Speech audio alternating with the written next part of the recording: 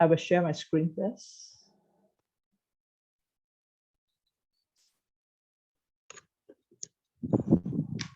Hey, a very good evening, everyone. Brother Joe and brothers and sisters for tonight's review. And when Sister Tzu Chi asked me to be the coordinator for this group, and I still remember that she mentioned, oh, why don't you call people from the committee? And indeed, I was very happy because at that time I was thinking, who am I going to call for this session? And here I am today with 3 of the committee members in the group. So I just like to briefly introduce these 3 committee members, and I'm so happy that they have accepted my invitation. They are Brother Calvin, SisLianSee, and Brother Lau Eng Chong.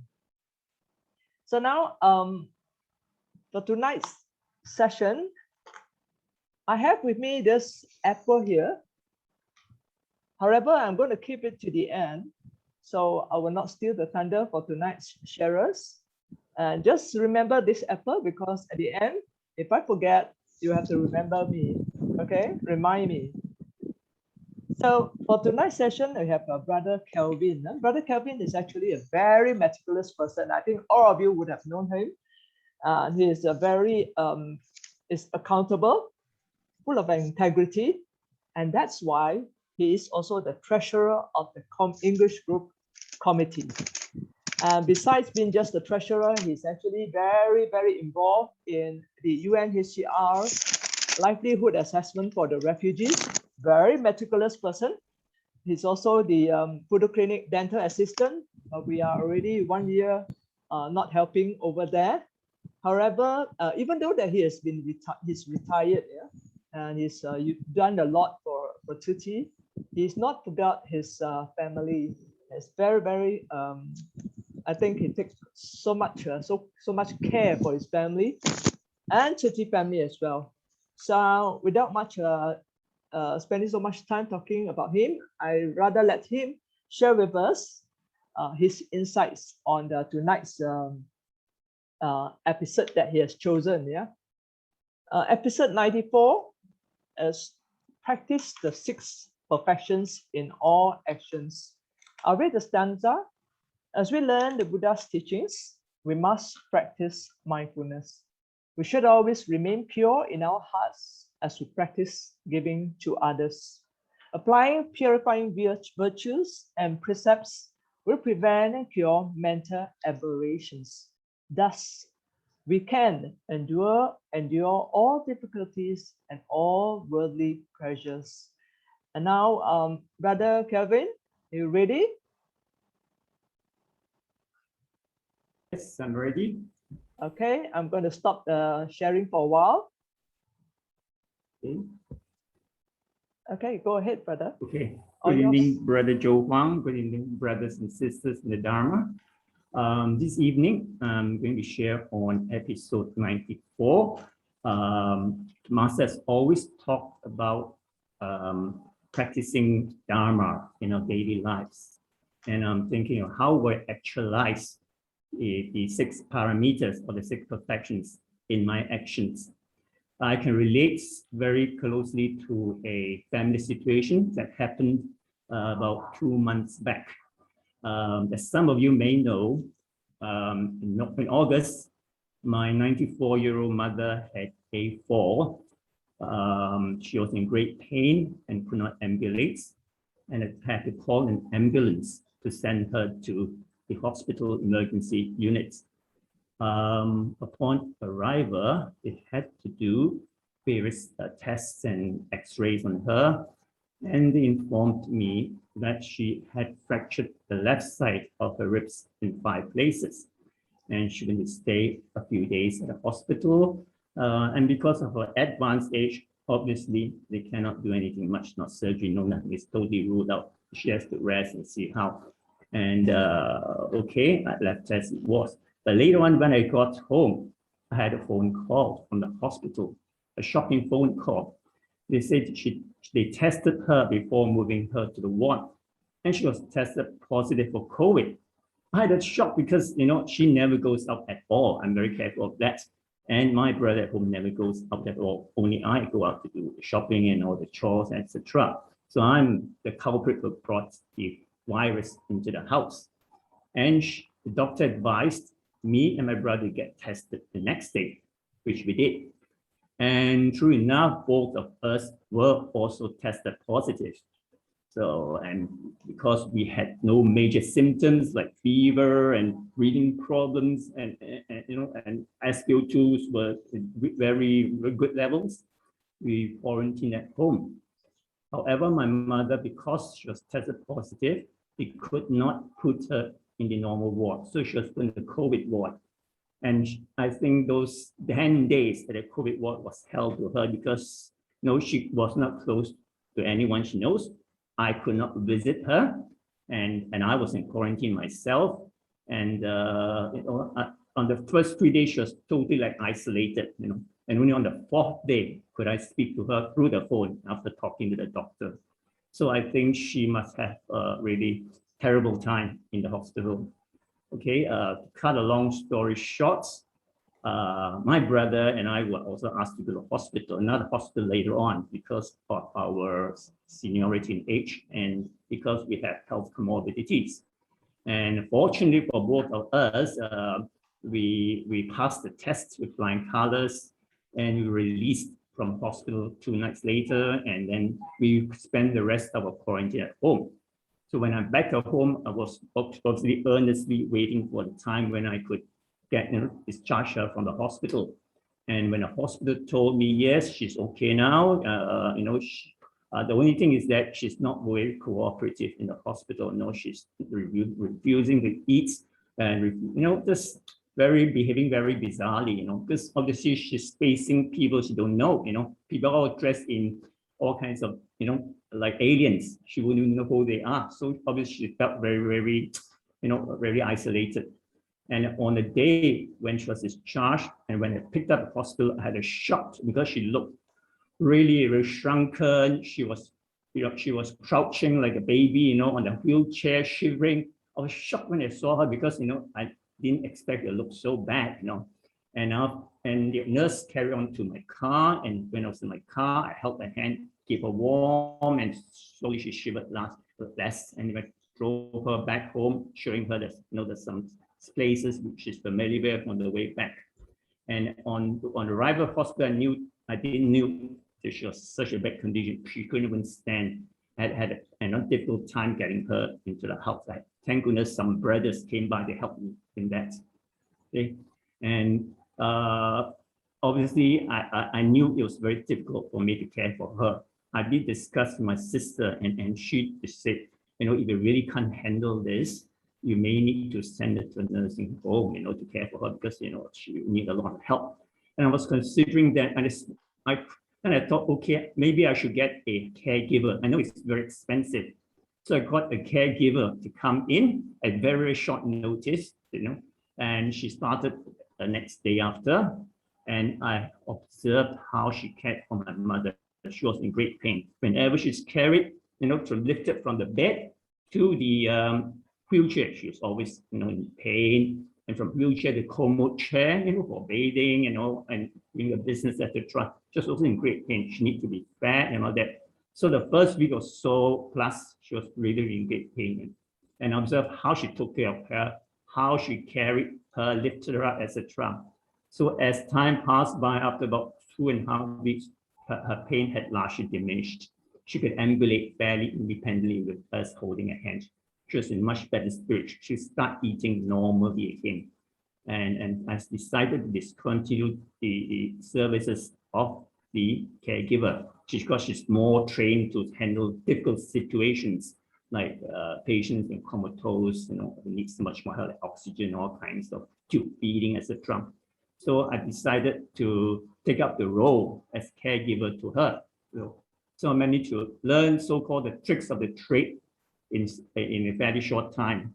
But I feel that in looking after an old person suffering from dementia, I would really need to practice the 6 parameters of perfection because, it requires me to give my time my effort, my concentration, a lot of time. I need to be very, very patient.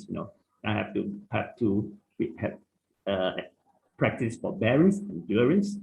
I need to follow my precepts. I'm careful not to raise my voice or speech, because sometimes, when a person is suffering dementia, she will do very bizarre things, and sometimes you can get irritated. So I have to be very careful about that. And obviously I need to be very mindful, very careful of not to ensure she's not in pain, and etc. So I have to really apply the 6 parameters in a personal situation at home. But however, it's so shameful for me that there was one night, then I really somehow I lost it, because I was going to attend a Zoom meeting at 8 p.m. And I was rushing, because after dinner I was sweating. I need to bathe and get ready. And somehow other of all days, she dirtied her diapers. So I said, oh my God, I need to clean her up now. So I had to quickly clean her up properly. And then I really need to clean her face, make sure to rinse her mouth. And then I noticed she did something. I just opened a bottle of mouthwash a day or two ago, and she had poured it all down the WC water closet, and she filled up with water. I was really upset. I said, oh, so my voice was raised. I'm getting very tense. I was like, oh my goodness. So as I was cleaning her face, I was a bit rough, and she could notice the difference. It's very different from previous days. I was very rough. I was rushing, cleaning her face and all that. A bit rough, all that stuff. Raising voice, all that. I have things to do, that kind of thing, And she felt a bit hurt. I think she was quite taken back, and okay, I led her to her bed. She slept okay. But I think she felt a bit, funny that night. I was behaving not normally, not my normal self. So that night, I really reflected on that, and I really felt repentant, remorseful, because just because of because of the the bottle of mouthwash. Somehow it just triggered me to get very angry, that she had poured away. She's done before with shampoo bottle, she had poured everything away and filled it with water and all that. So I was thinking, I could have done something smarter. If she's going to do that, why don't I use my wisdom? Next time I won't put the bottle in the bathroom, I'll put it on the shelf outside. She's going to, she's going to fiddle with things in the bathroom and do all kinds of things. I should use wisdom and try, and why should I get angry with such a thing? I felt really repentant, remorseful. Unfortunately, being a demented shelf, next morning she was the usual chirpy shelf, asking me to help her out, prop her up, and get her up from bed, etc. So I was thankful that it was like she had forgotten all about the incident at all, But I myself, I remembered it, and I felt really, really bad. And I really, really hope I won't repeat such an act again. And obviously, I feel that from what happened, I need to be very vigilant. I need to keep myself in check, whatever circumstances I may encounter. And this is probably going to happen again in my journey on the Bodhisattva path. I need to be careful when all these kind of challenges arise. I need to not react immediately. I need to understand, recognize it, and not react on it, and take it calmly. Because otherwise, I'm going to go astray on the Bodhisattva path. So every day, as we are going on the Bodhisattva path, we're going to come across these challenges. Every day, it's just going to behave differently another day, Maybe one night she might not want to have a dinner, or she might play with the food and all that. Don't get irritated with all these things. Just let it be and just move on and all that. So I'm glad she's in better spirits. She's much more cheerful and chirpy. And I'm glad I'm now able to cope with her, although it's quite tiring, actually. It's quite tiring at all. She's quite active and she's quite naughty, We're trying not to get her to walk upstairs. And sometimes she sneaks upstairs on her own. And, sometimes, I'm doing something else in the room, which is why nowadays I sit in the dining area where I can see the staircase. Anybody moving up and down, I can observe who is walking up and down. I don't go to my study room anymore. But sometimes I may pop up for a short while, and that's when she do all naughty things, like moving upstairs all of a sudden, sleeping on the old bed or sitting on the sofa up there. She do all kinds of funny things. And I'll tell my brother, please, I told you to watch her, but somehow she has her own mind. Only I can persuade her to come down somehow. And despite, somehow, even though she may not recognize me or remember my name sometimes, she don't know who I am. But somehow she sees me, she knows it's somebody she knows, she's comfortable with. And between me and say the caregiver, she chooses to hold my hand. She won't hold the hand of a caregiver somehow. And even when my brother goes up, somehow he can't persuade her to come down. I just go up and talk to her, she'll follow me and come down. I hold her hand, she will come down. So somehow this bond is quite strong. Somehow she knows, even though she doesn't remember my name most of the time. Sometimes, say I don't know who you are, but it's somebody, So that's it. And it's very quite surprising that I think in 2019 I went to Lian. I went to Lian on a 4-in-1 camp. Okay, and somehow there was a master there who was giving out Jingzi aphorisms, and she's giving it out at random for all the people who went to the airport. I went to the airport because after the 4-in-1 camp, I went to the airport because I was going to join the full medical checkup. And somehow all the aphorisms I got this. Filial piety is the most important of all virtues. I really treasure this aphorism that I got from the nun there. And I believe I should try and apply that in my daily life because, it's really happening to me now. I need to look after a very elderly person at home and requires a lot of employing the qualities of the 6 parameters. And hope certainly I will be able to practice this to the best of my ability to, going forward as well.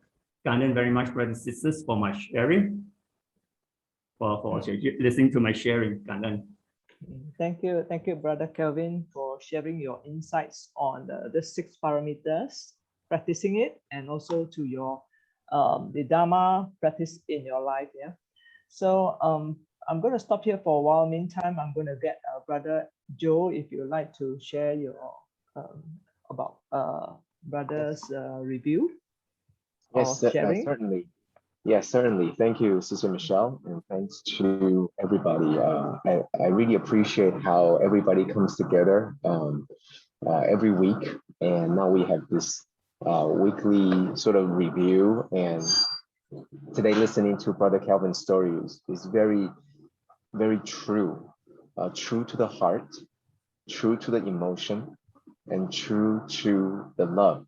And I think when Brother Calvin says that, even though he's chuckling, and I'm sure we're all chuckling with you, because we all know how difficult it might be to deal with our loved ones. And we also feel that it might be very difficult. But I feel that this is exactly what Master had prepared for us on this path.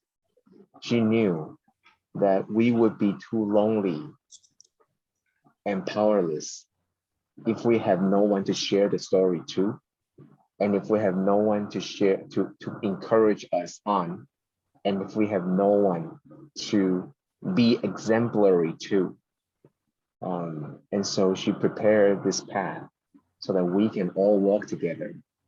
You sharing the story with us, and we look up to you as how amazing a job you're doing as a wonderful filial son. And you're sharing, maybe chuckling, maybe there's a little bit of helplessness, maybe there's something of an experienced talk, but whatever it is, you have no idea how much love and kindness that you have inspired in all of us. And maybe with your talk, with your sharing, that is the beginning, or that is the perfect embodiment of the 6th perfection, because all of it is already in there. And you didn't have to go through the 6th perfection by naming them all, but you just went through that story. And I think that by sharing this, if anybody is still feeling a little bit uneasy about handling or caring for someone you love, maybe when you chuckle with Calvin's story, when you later on turn back to look at them or go home to face them, you have a much better renewed energy. And same thing with you, Brother Calvin. I think that was one of the very heartwarming about the part you said that she only listens to you. and about the part that you don't stay in your study anymore, that you stay in the dining room and you're looking up and down and making sure that she doesn't cross and do the things that she's not supposed to. I think that was so lovely, because that's probably what she did to you when you were young, making sure you don't do anything misbehaving. And that's exactly, and how many times in our lives do we really get a chance to do the things that our parents have done for us, and it's not just, and I'm sure you've done this for your children, but to do this for your parents, I think all the people here, and I'm sure they can feel that warmth and kindness, and they will see their parents and their folks and their family a little bit differently because of your sharing. So because of you will let everybody on that path too, because everything starts with filial piety, and that's how our sharing tonight starts as well. So thank you, Brother Calvin. That was very wonderful. Thank you. Thank you so much, Brandon, very much. Thank you, and thank you, Brother Joe. And actually, what our in the committee or volunteers, we used to say that if there's a word for filial piety, Brother Calvin, you actually are a fantastic role model in this. Yeah, know that you have done a lot for your family and have shown us to be filial to our parents and people around us. Thank you. So now do we move on to the second one? And maybe I'd like to share about Sister SisLianSee. Sister SisLianSee is also in the English group committee. And she has, since I know her in 2015, I believe, she came in as into PCBC, parent-child bonding class. And that time when I saw her, to me, she actually looks a bit more a strict person, quite a little bit not so approachable. But that's how I judge or see you then, Sister SisLianSee. But then, as I see your transformation these few years, Sister, you've done a lot. Yeah, not only just to Tzu Chi. The transformation is fantastic, and I know today coming to share, you've already shared quite a lot of your stories, but still there are different ways of sharing, and I'm sure people will be inspired by your sharing today. So I'm going to share the episode of yours. So before that, let's go to the next one first. And that one, we have the topic, okay, repaying the Buddha's grace with diligence. Stanza says, everything the Buddha taught them, which is the disciples, they sincerely, steadfastly, and diligently upheld. The fruit that they attained came from the seed of what the Buddha taught them. A seed contains an ocean of fruits. Thus, they truly attained realizations. Their minds did not betray the teachings, and they thought they had repaid the Buddha's grace. So the title, Repaying the Buddha's Grace with Diligence. Over to you, Sister SisLianSee. Hello, Sister Michele. Good evening to our dearest Master Cheng Yen, Abort Masters, Brother Joe, Sister Michele, and all brothers and sisters. Amitabha. I'm SisLianSee, a mother of two teenagers, girls. My youngest daughter is a special child. As a mother, I will do my very best to lead both of them to walk the Bodhisattva path together with me, and I will do what it takes to nurture them, and hopefully they will be beneficial to the society. Our Tzu Chi affinity started by enrolling ourselves in PCBC back in 2015. By participating in PCBC, we got so much opportunities to involve in so many activities. Let me share some activities that we have done during our time in Tzu Chi. This is the one that we have done first, cleaning of Jing Si Tang. As I was the Fu Tian leader, I brought my family members along with me to do the cleaning. We spent lots of good bonding time together, and we built up our relationship stronger unconsciously. Like Master Jing Si Aphorism says, make good use of time and cherish what we have and treat one another with love, respect, and gratitude. My family and I are also participating in recycling activity. as the recycling point, it is at our vicinity. What a good affinity. During our first recycling activity, we were so impressed to see all the Tzu Chi volunteers happily segregating the recycling item sent by the public. From there, we learned about 5 R's that we have not known before, and we committed to minimize our waste at home. Yeah, my home brother is in charge of doing our own compost at home. With the compost, we planted so many good homegrown vegetables as shown on the slide. And since then, our garden transformed to be an edible one. Yeah, for the past few years, I took up the leadership role in Bukit Nanas, an institutional home visit.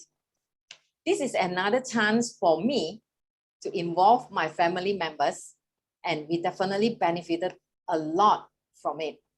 Again, like Master Cheng Yen said, walk on the right path, open the right door, express the right thought through action. We must keep on walking the Bodhisattva path, understand Buddha and Sangren, grace of teaching and repaying the Buddha. Yeah, once it's locked down, during the lockdown, many of our Tzu Chi activities has been temporarily stopped. I was like, what shall I do? Yeah, I was thinking, in my heart, I was thinking, how shall I promote vegetarianism to others? If I don't see anyone, what else can I do? So inspiration really suddenly arises. Yeah? I approached my neighbor, my direct neighbor, to have an exchange, a vegetarian dish every night for our dinner.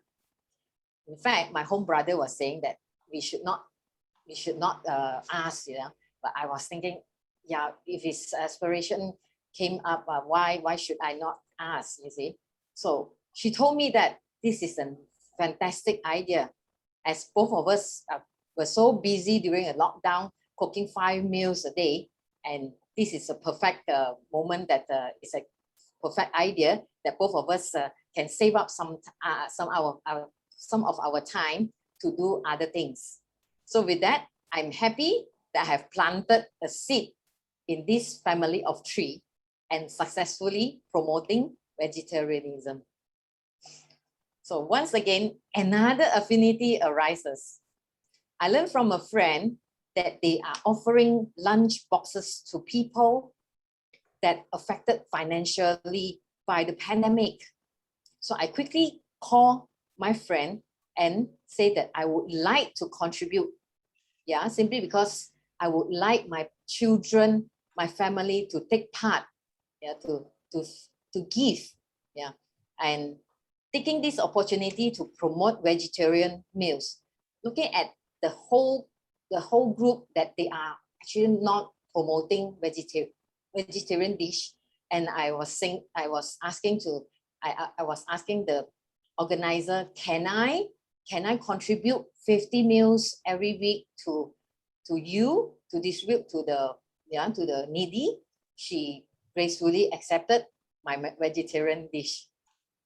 Yeah, I'm so grateful that on that on the picture on the left hand side, this is my brother-in-law Andy. He is helping in one of the recycling point, the recycling center, and there are those my 2 kids, my 2 girls.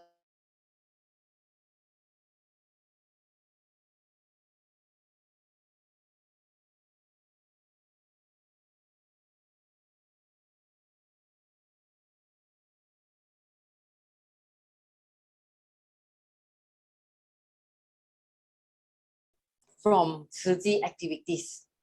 Yeah, this is really a beautiful things that I see them transform to really help without second thought or without any complaint. I'm really grateful. Therefore, it is also to even cook more, yeah, to provide food. Yeah, this is a chance for me to, in fact, to have more bonding with my children. Yeah, this picture taken by my own brother, therefore his face is not there. Yeah, and I like another Master Jing's aphorism. It says, look at life suffering as an opportunity to inspire ourselves with the compassion of a Bodhisattva and to set good examples for others to follow. Yeah. So repaying the Buddha, Master says, what matters more is not how many teachings one listens to, but how one applies them in daily life. In fact, I'm the one that I prefer practical than sitting down and listening without applying. I'm always walking, applying my Dharma while I'm walking through it. Yeah, every day. That is an a practical way for me to walk the path. Yeah, instead of sitting down and listening and not applying. So that is me. So with that, very short, I would like to conclude my sharing. Kan Ern for giving me this opportunity. Thank you. Thank you, Sister SisLianSee. Truly spreading the Dharma, yeah? And what you said about repaying the grace of Buddha, yeah, is to spread the Dharma. And this is how you do it. Thank you so much. Can I have Brother Joe to share your...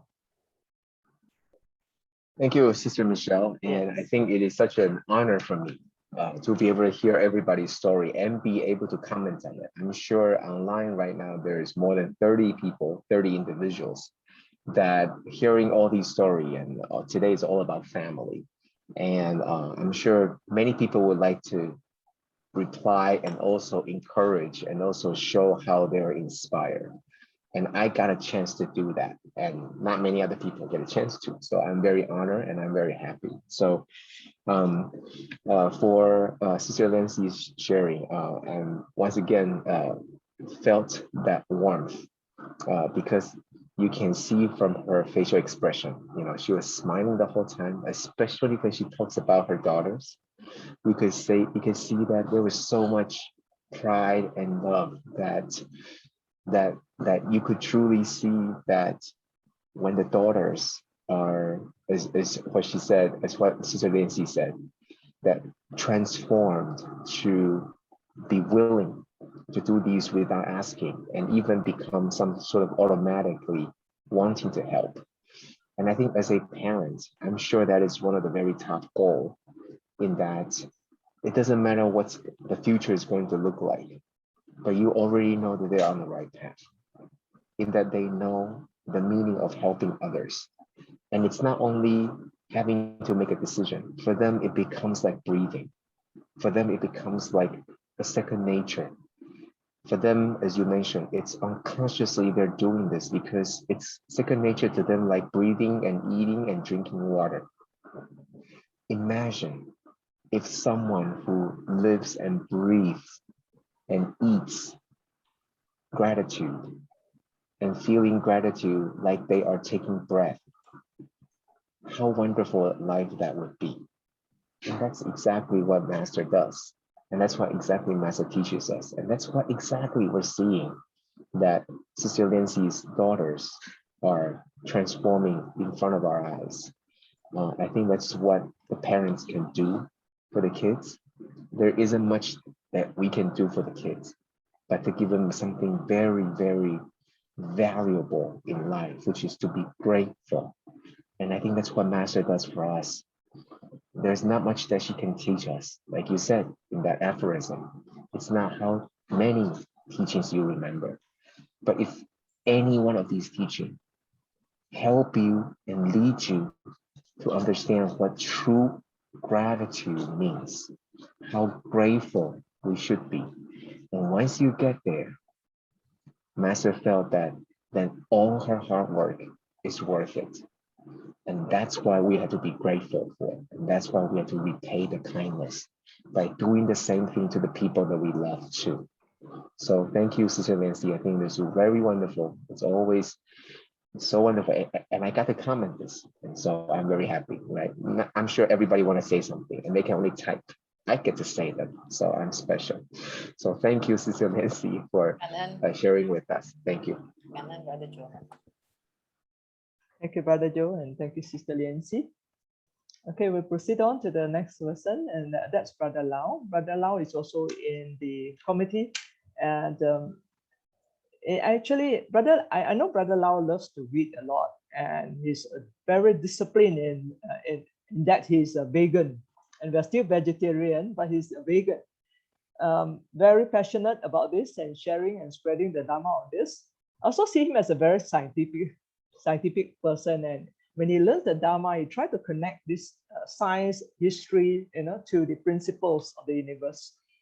And this year, he actually anything that you need him to do, I think he will say if it is the right thing, just do it. And I think this year we gave him a role in the committee as a Futian person in charge of Futian. Because of the NCO, he doesn't have a chance to really do that. But he doesn't just stop doing. He also continue with the Dharma and so on.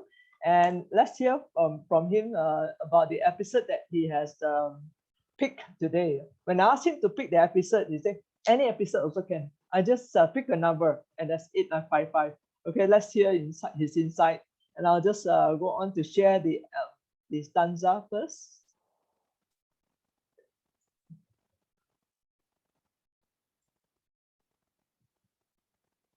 Oops, sorry. Okay, episode 855. 855 is the topic is treating unwholesomeness with purifying practice. And here it says that Brahma refers to purity. This means leaving thoughts behind and engaging in purifying practices. The Bodhisattva practice of benefiting others is treatment for all unwholesomeness. Okay, I'm going to stop share, and Brother, the platform is for you to share. All yours. Thank you.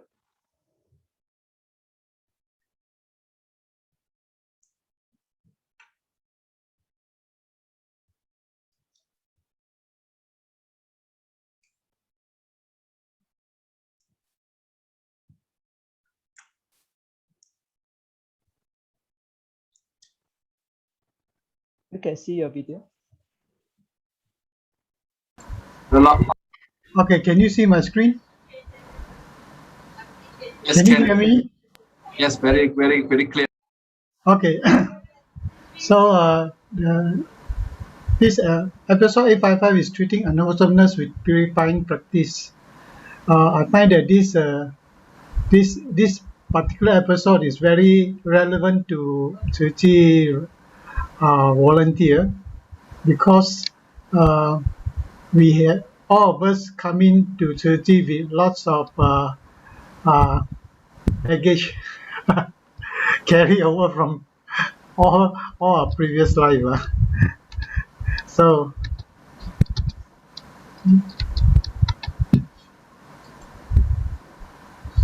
all right, so before I go on, I'd like to define what is unwholesomeness, just in case some of the listeners are not familiar. It's actually mental defilement. There are three major categories. We have the desire or raga, aversion, dvasa, and delusion, moha. So when I first get to know Buddhism, I find this teaching is very contradictory to everything I was taught. Because I was in business, having goals and having desire is very important. You must have a strong desire to go after your goal, to do the things you need to do, to be willing to pay the price, as they say. So when they say desire is bad, it's like, oh, it's like, what is Buddhism trying to teach? Is it against achievement in life? So this was the initial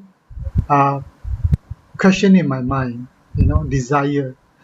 But what the Buddha is trying to teach us is not the desire, is not that we should not have any goal, but rather if we have a goal, we should not let the goal or the desire take over us.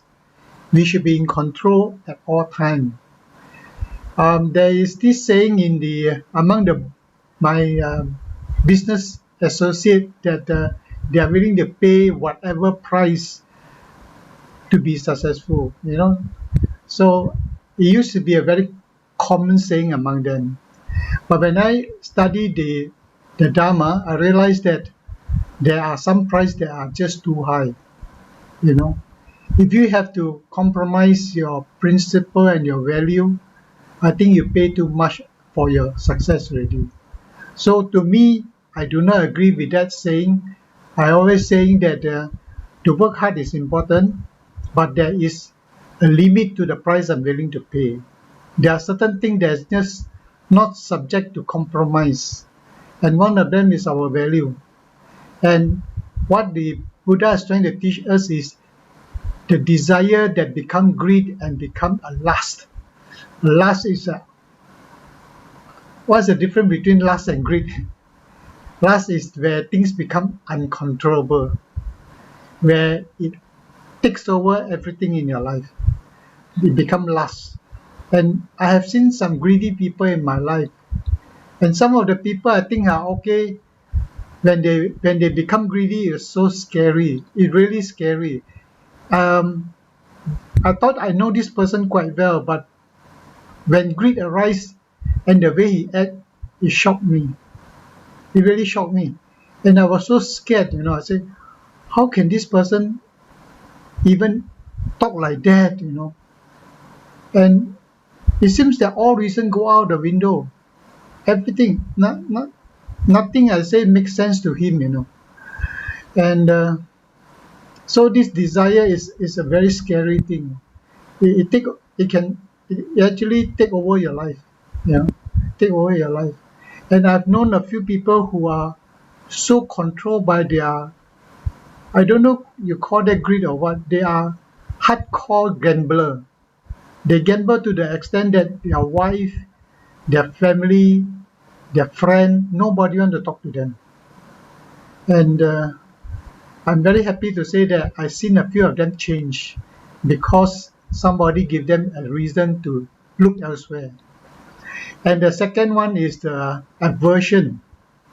Aversion is another, I would say, is a very unique teaching of the Buddha, is aversion, because to be averse of something is very common, isn't it? It's I would say normal, isn't it? Natural, isn't it? So anything natural cannot be bad, right? But then what they are talking about here is aversion without reason. That means baseless aversion, hatred and prejudice. When I first come to KL, when I first started working, I have a senior in the office. Of course, being a senior, I look up to him for guidance because he's been working for 10 years. I just started working only, right? So we eat lunch together, and I always pay attention to what he said to me, I'm sure he has a lot of wisdom to share with me. One of the things he shared with me, he said, don't trust the Indian. If there's an Indian and a snake, and a poisonous snake, kill the Indian first. Oh my goodness. His prejudice is so strong, So this is so I find that this hatred and prejudice is totally baseless. I don't know where he get it from. And anyway, I just smile and I don't want to say anything because I don't know how to answer him actually. I don't know how to answer him. And this unwholesomeness actually carry over in many areas of our life, including our family. I have a big family. I have, including my father and my auntie. On my father's side, there are 12 uncle and auntie. My father's eldest brothers. So we have 12 uncle and aunties on my side, and my mother's side is not so big, but there are about 7 or 8 people over there. So I have a big family, and in the big family, there are certain people that nobody to talk about. You know, one of them is one of my uncle. Nobody to talk about because he is a drug addict. You know, he do all kind of funny stuff to get money. So nobody want to talk. Nobody want to mention his name. And you find that when we have a family gathering, nobody want to mention this person's name. But if somebody mention this person's name, suddenly you can feel the temperature drop. It is very, very scary. And but I'm very happy that I'm not a very good person as far as what I call that. What's the word they use now? Where they go gossiping. I'm a very poor gossip receiver. In fact, I'm always the last person in my family to know about anything. So I'm so happy that I'm ignorant of all this gossip that go around my family. I'm the blur one, you know. If people ask me anything, I don't know. I never heard anything about it. So I'm so happy that I'm very poor in catching gossip. And the last one is delusion, is moha. Is the third unwholesomeness is the most dangerous because it involves the image, the self-image, and what we call I. What is I? What is my image? And many people tie their image to their job, and especially their job title. If they have a big job title like senior manager or director or CEO, you know, so yeah, it can become very, very egoistic, and it can feel very important. But I have a friend who is a very wise man. He is retired from the government. He is the second highest officer in the government department in the country. He is not the highest in the department because he's not a Malay, he's a Chinese. So the highest you can go in the Chinese in Malaysia is second, number 2. So his boss is the Malay, he's the number 2. So when he was in office, he's a very important person in the country. And when he retired, when he go back to his office, nobody in the office acknowledged him. Do you realize that or not? Before he retired, when he go near, everybody say, "Hey, boss is here." Everybody stand up, you know, and do things for him, bring coffee, bring drinks, bring things for him. But when he retired, he go back and say hello. Nobody acknowledged him. So he realized how empty and how unreal this title and position is, you know. So he realized that when he was in the office, they were actually paying attention to the position and not to him. It was the position that get all the treatment. It was not to him. All the thing that he get is not for him, it's for the position that he occupied. The moment he left that position, he is a nobody. So he realized, and he shared this story with me, and I say, yes, it's very, very true. It's very, very true. Because all these things is, we have seen so many people got destroyed by their ego, especially superstar.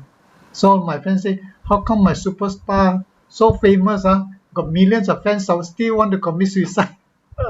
He just jumped down from a hotel in Hong Kong and just died like that, you know.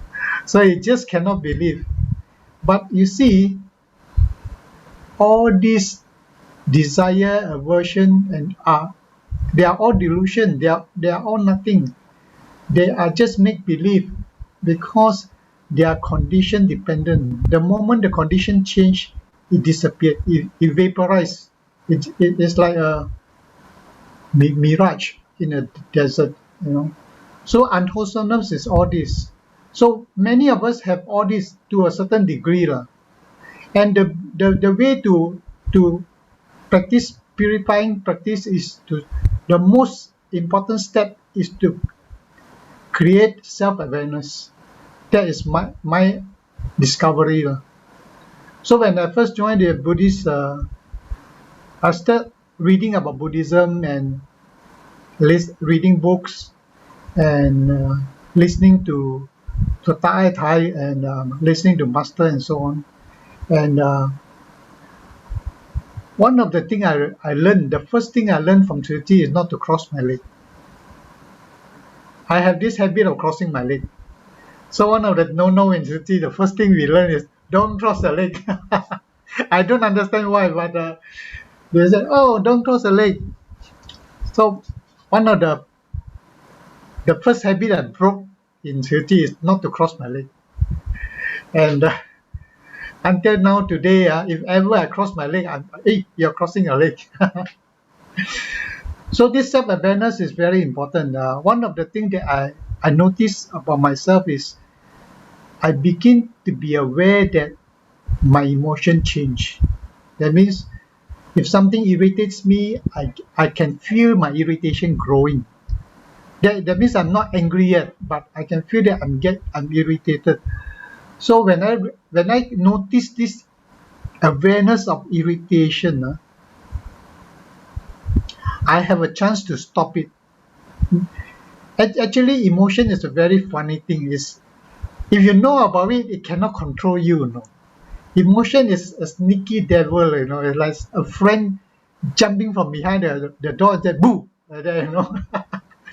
So if you know that somebody is behind the door, if he jump and boo you, you don't get surprised. So our emotion is like that. It ambush you. So when I develop this self-awareness of emotion, of irritation, of anger, and so on, I begin to stop. I'm able to stop my irritation and my anger most of the time.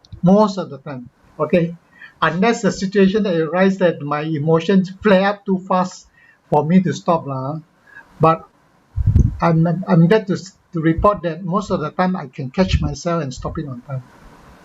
And if I cannot reply in a nice way, I don't want to say anything. I just walk away.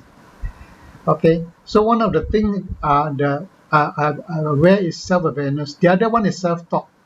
Self-talk is something that I was not even aware that. Do you know that we talk to ourselves 9 to 10 hours every day? Every one of us, we talk to ourselves 9 to 10 hours every day. Wow, there's a lot of talking. I didn't know about this until I read a book called How to Self-Talk. So this book is a self-development book. So when I read this book, I say, are you sure we talk to ourselves? I'm not aware that I'm talking to myself. Then I begin to observe myself very carefully, and nobody is around and I'm alone. Oh yeah, there's a lot of conversation up in my head.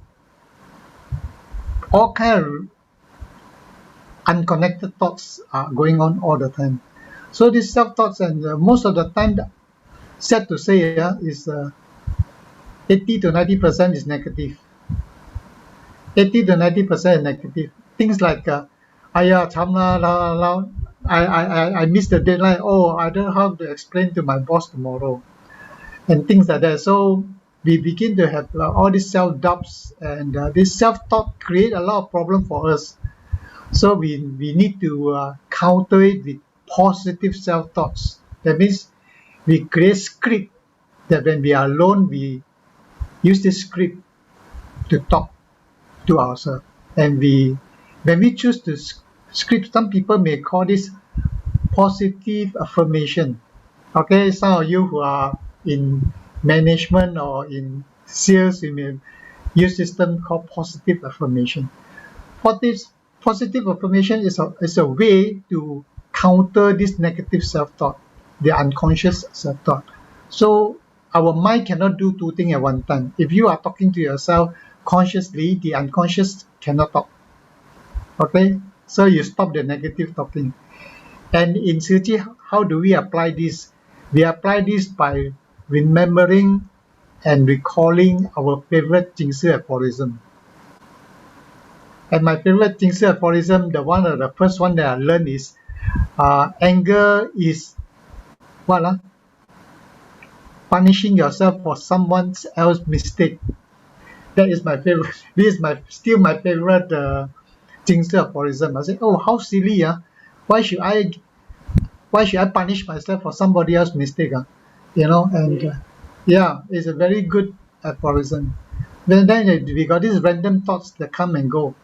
One moment you could be happy, the next moment you could be very sad because your mind just throws something at you from out of nowhere, from 20, 30 years from the childhood, something that have no connection with what you're doing, This random thought just, I also don't know where it come from. And it can make me sad, and I'm very sensitive to this type of random thoughts. So my friends say, oh, you are an empath or something like that. I don't know about it. So, and then when we talk to people, especially our family member and people who are close to us, we tend to have autopilot and reaction. This autopilot is like when this person come and talk to me, they will use their favorite phrase, the certain word. When they say these certain words, it trigger my autopilot. It trigger my reaction. This fella coming again. This fella coming. Going to tell me this, again tell me that. Yeah. So I tend to react last time, but now I can see the whole process in front of me. I can see. Oh, okay. It triggers something in my mind already. Okay, but so now I can choose not to react. I can choose to respond. And to respond is what they mean by being responsible, rather than be reactive. So when we choose to respond in a proper manner, we choose to become a responsible person. So now I take some time to respond. Last time I used to take pride in the sense that, I can just counter him just like that, man. I thought it's a skill, but actually it's a bad habit. It's bad habit, because when you react like that, when you say something, it's too late already. There's nothing you can do after that. So all this self-awareness to me is purifying practice, because from noticing a very strong reaction like anger and irritation, as you develop this self-awareness, you become more and more subtle, to a point that one of my meditation instructor was saying, when you say yes, did you hesitate for a split second? The subtleness is so fine that you check yourself, did I hesitate for a split second? And why did I hesitate for that split second? That means I was not wholeheartedly willing to give, right? So what was the reason behind this not willing to give? So this is the self-awareness that we are developing now. Okay, so coming to the solution, contentment. Brother Lau, in the interest of time, I need to ask you to. I'm going to. Okay, yeah. Thank you. So in purifying, we have this desire, aversion, and delusion. The solution is to have contentment and gratitude in our life. Because actually a lot of people do not know how to be contented. They do not know how to count their blessing. So they keep blindly searching and looking for things that their friends have. And as far as aversion is concerned, we need to be tolerant and accommodating. Accommodating is very different from tolerance, because accommodating means bending backwards. That means you have to accept some form of inconvenience, but in the end it's worth it, because you are not hurting another person. And all this is under the teaching of equanimity, which is one of the most difficult things to practice. All right, the last one is, of course, wisdom. Wisdom comes from working in Tzu Chi. So the cycle of purifying practice is like Master say in the in episode 855 is like cleaning a very dirty, muddy mirror, So we have this Tzu Chi activity that we clean the mirror, and when it gets very, very dirty, we use our wisdom at dawn teaching to use the Dharma water to wash it away, and then we go back and start all over again. And this is how we apply this purifying of practice in our life. Thank you very much.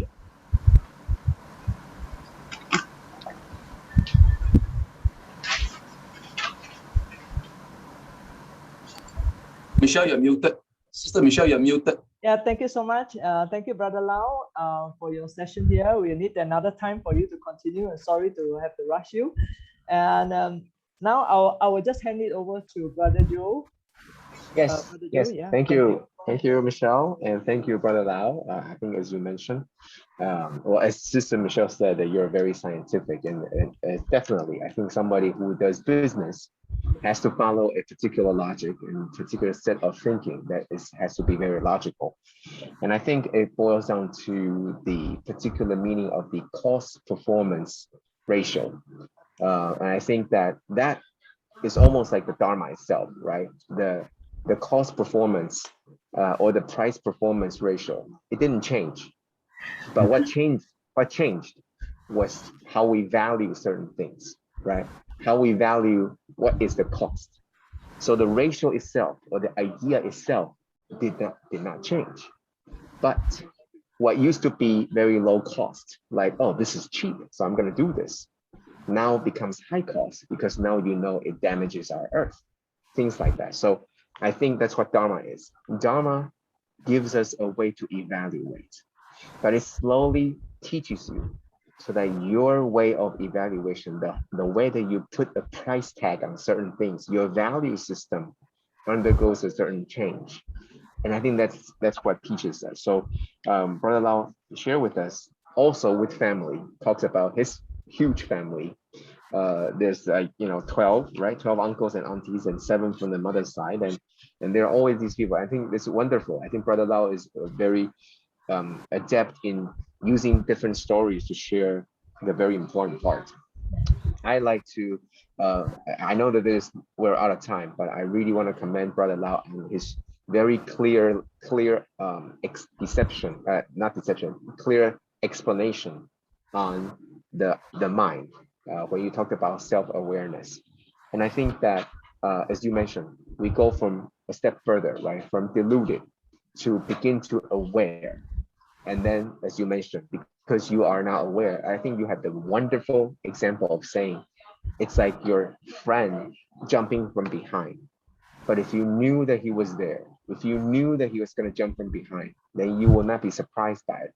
And maybe even stop him from doing something that is useless. And I think that was a wonderful, wonderful way of explaining things, and very, very clear to explain what it actually means. And then you also talked about self-talk. I didn't know that we talk 9 to 10 hours a day, which is the reason why probably we love our voices so much that we have to talk to ourselves 9 to 10 hours a day. But as you mentioned, that most of them are negative. Now, if we can change that, right, to be like you said, right?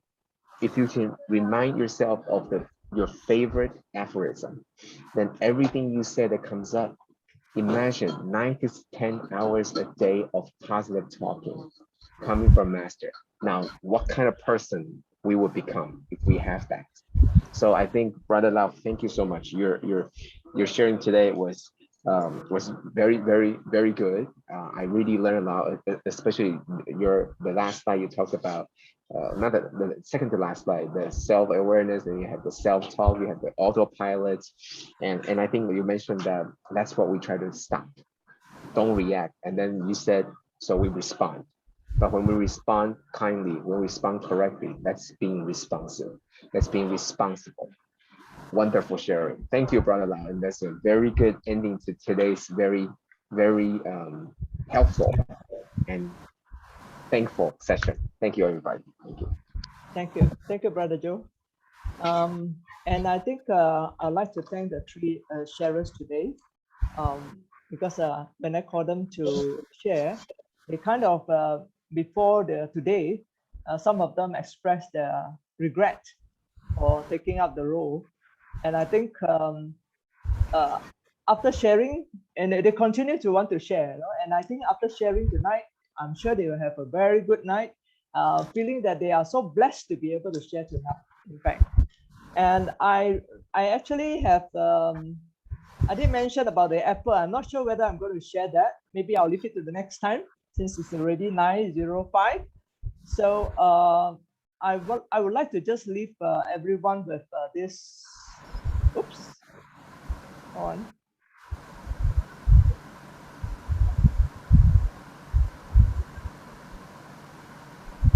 Okay, this last slide that says that you must have faith and vows and take the action. We must have that. And I'm sure the three speakers today also have this, and they're able to express what they understand with the Dharma through their action.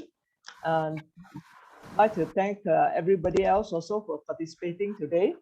If you'd like to hear about the apple story, we'll have a session again, and I will share the insights on that. Thank you, and back to you, Sister Lily. Thank you, Brother Joe, for your sharing, for your insight and feedback. Thank you. Thank you so much. Yeah, definitely, Sister Michele. We will have another session with Sister Michele and the group to hear more, especially on the apple. I'm sure everyone is like very excited on that. Very grateful to Brother Joe for taking Brother Joe very busy schedule to be with us. Truly very grateful, and thank you for all the great insights that Brother Joe has given to us, all the great teachings guiding us on this path, and wonderful thing by Sister Michele, very kind, Brother Calvin's story of SisLianSee, heartfelt stories of how sisters are promoting vegetarianism, truly great effort, great wholesome value by Brother no compromise on that. Truly like song of harmony from this great team. I'm looking forward to more sharings from the team. Thank you, brothers and sisters, for your presence. Hope that each of us could sustain the Dharma joy and take in another piece of our master and while love to our life. Let us invite Brother Joe to lead us in paying homage. Let us please make 3 bows to the Buddha and Dharma Master as we depart to apply the teachings in our daily life. Let us pay our respects to teachers of life universal truth. Palms together. First bow. Second bow. And third bow. Brothers and sisters, before we end the session, for those who can still stay back, we would like to dedicate tonight prayers, especially for the burnings, those fire victims in Kaohsiung, the 46 people who perished in the fire. Okay, let us all pray together, as well as to all the suffering in the world. May there be peace and harmony. In my heart, I feel deep gratefulness. All my heart is filled with sincere prayer. From all corners of the world, let us join our hearts and pray for a world of harmony and peace. From my heart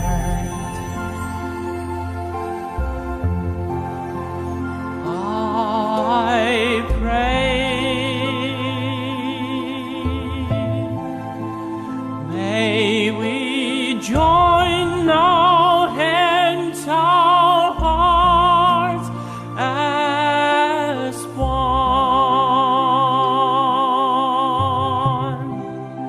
Spread the seeds of great love, nurture wisdom evermore, that has filled the world with hope. In my heart, I feel deep gratefulness. May all the Buddhas know my prayer. All united with one heart, that has end our hate with love. May there be no suffering hereafter.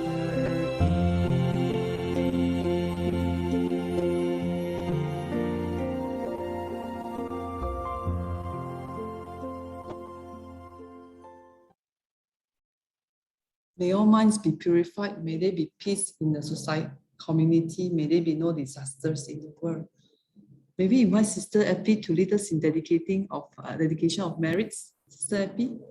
Okay, let me share the screen. Thank you.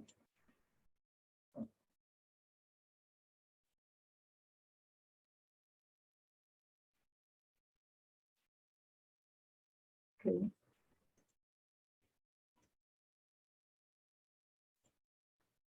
Our brothers and sisters, let us dedicate our merits of what we have done today to all suffering beings, and may they be liberated from sufferings. First of all, let us dedicate with loving respect, gratitude, and confidence. Let us wish everyone in our lives a healthy body and an enlightened mind, with total fulfillment in universal love. Now let us expand this consciousness to include every person in the world, every being in the universe. Let our unified love make this wonderful world even better. Let us all immerse ourselves in the joyful embrace of universal love. Om Mani Padme Hum. Maybe at the same time, invite dedicate our merits also, our brothers and sisters, to all these few persons. May their health recover as soon as possible. Chong Ziping, Chong Jet Lee, Bang So Chun, Karen T, Tong Yok Fong, Chow Wai Wan, Lau Beng Chu. We hope that they have a speedy recovery and may return to the health return to normal. And also at the same time, may we dedicate our merits to all who have perished in the recent fire in Kaohsiung condominium. 46 lives perished. So may we dedicate, may their souls rest in peace, and may they be reborn in the world where there is Buddha Dharma. And also we dedicate our merits to all suffering beings around the world where there are disasters. May their disasters, may they go through, be at ease and at peace, be fine and be in peace and at ease.